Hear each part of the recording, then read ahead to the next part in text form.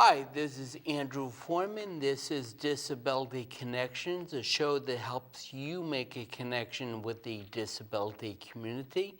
My guest today, Cortland Towns III, who is the Deputy Director and PCA Personal Care Attendant Program Manager.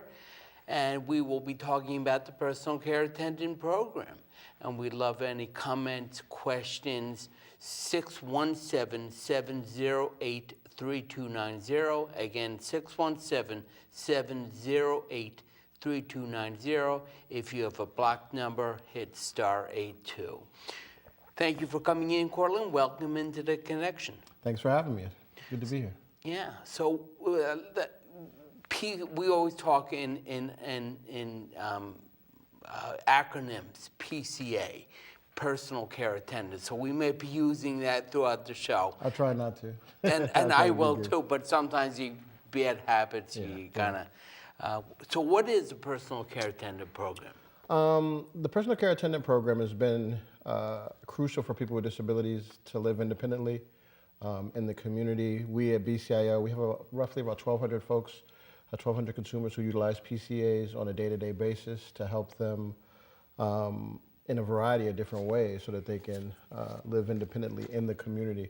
Oftentimes we have folks who say may be in a residential facility or a nursing home, and they want to come out of a nursing home and reintegrate back into the community. Or sometimes it's folks who may have a motor vehicle accident and end up having a disability as a result of that. Or somebody may have something like MS that progresses where they need some hands-on assistance.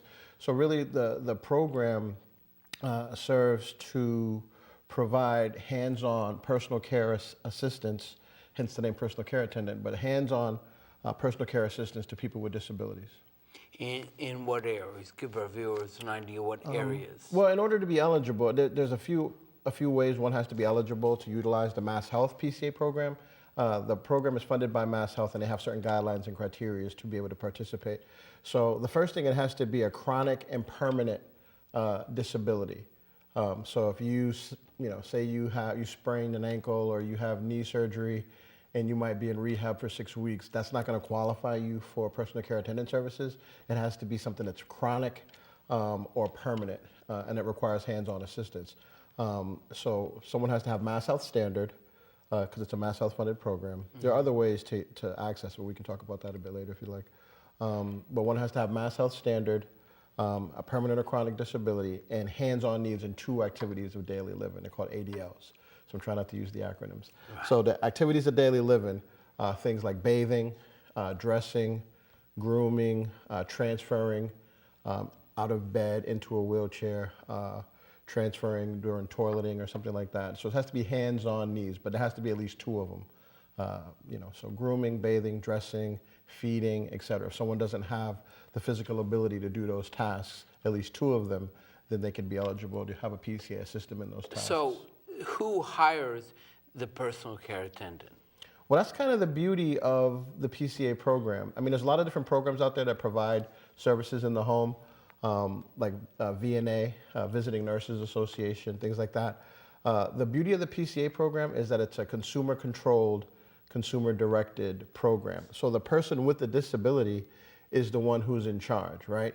So the person with the disability is the person who hires the PCAs to come into their home to provide a very private, and personal service. So as opposed to, say, an agency sending somebody who you don't know into your home, to help bathe you or to help you dress or to help feed you or prepare your meals, the consumer has a choice of who's coming into their home and when. Oftentimes, if you have somebody coming from an agency, the agency says, here's who we're going to send and here's what time. And you have to kind of build your schedule around what time they're sending someone to your home. Right. Again, somebody who you may not know, you may not speak the same language. They may not be open to taking your direction. So the PCA program is unique in that it's consumer controlled, consumer directed. The consumer decides who they're going to hire to come into their home. And likewise, who they're going to fire. Right, and see, that's the thing. And so, when we say consumer controlled, consumer directed, that means that the consumer is responsible for doing all of those things, right? So they have to recruit a PCA, interview the PCA, train the PCA, schedule the hours, There's timesheets. PCAs get paid every 2 weeks. Ensure that the hours that they worked are what matches on the timesheet. Sign off authorizing that timesheet, and then submit it so that the PCA can be paid. So it's consumer controlled, consumer directed. I just want to interrupt for a second. It's just to clarify, the consumer is he or she runs the program, but who is the PCA paid by? The PCA is paid by Mass Health. That's what's the Mass Health PCA program. Right. So the funds come from Mass Health. So that's why someone has to be eligible to have Mass Health standard, and then, the other criteria. It has to be prescribed by a physician that's agreeing that there's a level of need that requires hands-on service, and that the person does indeed have a permanent or chronic disability. Who are people? So, I guess we should start. So you're talking about the eligibility, Mass Health Standard, Common Health are eligibilities, and the two. Are there any other eligibility criteria for that, and the need for the assistance of two areas of activities of daily living? Are those the only? So for primarily, well, you know what? Let me start from the beginning. I'll walk you through the whole process. Okay. So we have a consumer, say somebody wants to access PCA services, so they call an independent living center or a PCM. We happen to be a PCM, that stands for Personal Care Management Agency, okay? So someone calls, they speak to an information referral specialist, and they're gonna be asked a series of questions. Do you have Mass Health? What's your Mass Health number? What's your permanent or chronic disability that requires, hands-on care? And then it gets forwarded to my department, the PCA department. At that point, we do a double check of the eligibility, because sometimes people call and they do have Mass Health, but they don't have the right Mass Health to access the program. So they might have Mass Health Safety Net or something like that, but you have to have Mass Health Standard. So we do an additional check of the Mass Health eligibility. Once that person has been deemed eligible for Mass Health, we then would send out what's called a personal care skills trainer. So somebody from my department would then go to the consumer's home. They'd set up an appointment to do an intake. So they'd go meet with the consumer, verify that they have a permanent or chronic disability, but also assess whether they can, direct the program, because it's consumer directed. Not everybody can do that, right? So my staff goes out to assess, can this person, do they have the capacity to hire, fire, train, schedule. Okay, so that's what you mean by direct the program. Yeah, they have to direct the program. And so my staff will go out, and they're called skills trainers, because they're working with the person to determine if they have the skills to be able to manage the program. And even after they get approved, they're still available to assist them and to provide them with skills training on how to successfully manage their program. So they call in, it gets referred to my department, we check the eligibility. Skills trainer goes out to the consumer's home, which is a Mass Health requirement. You have to be assessed in your home where the services will be provided. So skills trainer goes to the consumer's home. There's a lot of paperwork. So you go over all the paperwork, make sure that the consumer understands the program. If it seems like the consumer can self-direct, then we proceed, and it goes to a nurse in an OT. If they can't self-direct, or maybe there's some aspect of the program, they say they may be able to do everything, but they don't have the capacity to fill out the timesheets or to sign the timesheets. Say they have a mobility impairment. That doesn't mean they're not eligible. They can bring in a surrogate, a friend, family member, to assist them with either all of the aspects of the running of the program or even some. So sometimes when people think, oh, I have a surrogate, that means the surrogate runs every aspect of the program.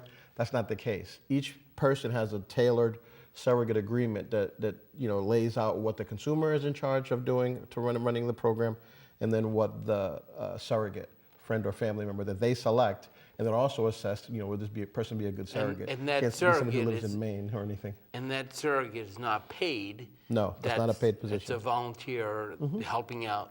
Yeah, and that's why it's often a friend or a family member. Or sometimes there's, surrogate, they can get a case manager through an agency. BCIO, we're an independent living center. We don't provide case management, because all of our services are pretty much consumer controlled and consumer directed. So we don't have social workers or anything like that. But we'll send out a skills trainer to help assess that. So let's say that for the purposes of this example, that the consumer can run all of the aspects of the program on their own. Once that happens, then it's assigned to a nurse. So a nurse and an occupational therapist are then sent to the consumer's home. Again, Mass Health requires that assessment to be done in a home as well, to assess how much hands-on needs the person has. And so they make a recommendation for a number of hours per week of like hands-on assistance that the consumer needs. And even that assessment is pretty detailed in the sense that they have to calculate how much time it takes for, like, say the person needs assistance with feeding 3 times a day. How long does that take? Toileting, how long does that take? Right. So the questions, they seem somewhat ridiculous if you're not a person with a disability because it's things you don't have to think about, but they're literally calculating time. If you need assistance to go to the bathroom, how many times do you go to the bathroom in a day? How many times, do you shower? How many meals do you eat? Do you eat snacks? Do you need assistance with those snacks? How many, so there's a lot to it. So they write all of that up in this assessment tool that's provided to us by MassHealth. So for the initial evaluation, the nurse that we send out, she has to sign off on it. And the OT, the occupational therapist, here's the recommendation that we're making to MassHealth. It's ultimately MassHealth who approves it. So once that application is completed, it then goes to the consumer's physician, that the physician, he or she, signs off that they're agreeing with the assessment and the recommendation of hours that my staff have come up with. And from there, it goes to MassHealth. And MassHealth can either deny Well, it. MassHealth can usually do one of 3 things. They can approve it. So suppose that my nurse and my occupational therapist go out and they assess the consumer as needing 40 hours a week of hands-on care for bathing, dressing, grooming. There's instrumental activities of daily living also, so things like meal prep, laundry, shopping, housekeeping. So suppose my nurse and my OT come up with 40 hours a week for the recommendation. The nurse signs off on it, the 40 hours makes sense. The occupational therapist signs off, the 40 hours makes sense in their assessment. And then it goes to the consumer's physician. Physician signs off on it. Once MassHealth gets it, it goes to what's called the PAU, the Prior Authorization Unit. And they have a team of nurses and from a variety of different disciplines, and they review it. And then they'll do one of 3 things. They can approve it. We might ask for 40, and they approve it for 40 hours. They may modify it, and they say, well, some of these requests seem excessive. They may say, the time that you're asking for bathing takes longer than what's average for somebody with that particular disability or situation. So they may modify it. So we may ask for 40, they may approve 35. Or they can deny it. Sometimes people are eligible at the time that they apply, but then for some reason lose their MassHealth eligibility. And if it's at the prior authorization unit and they somehow lose their eligibility, then it's a wash, they'll deny it. And sometimes they'll defer it, they'll ask questions, they'll ask us, well, how come you're asking for this as opposed to that? How come you're asking for so much time? They might ask for additional documentation. We provide it, and then they make a determination. So if we have a viewer today who's either sitting in a nursing home or sitting at home and they need assistance getting dressed in the morning, or a son or daughter of a elderly parent in that situation, who can either one of those people make the referral? Sure. We have many people who are self-referred. So a person realizes that their disability has progressed to the point where they need hands-on assistance, or they have a newly diagnosed disability that requires hands-on assistance. There's been a change in their own functional ability. They can call a PCM agency and refer themselves. Sometimes suppose somebody has a motor vehicle accident, they end up in a facility, they go to rehab, and then a discharge planner